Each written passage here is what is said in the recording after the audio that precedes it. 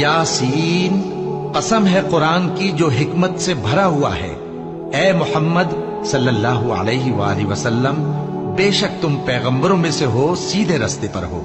ये कुरान गालिब व मेहरबान का नाजिल किया हुआ है ताकि तुम उन लोगों को जिनके बाप दादा को खबरदार नहीं किया गया था खबरदार कर दो कि वो गफलत में पड़े हुए हैं। उनमें से अक्सर पर अल्लाह की बात पूरी हो चुकी है, सो वो ईमान नहीं लाएंगे।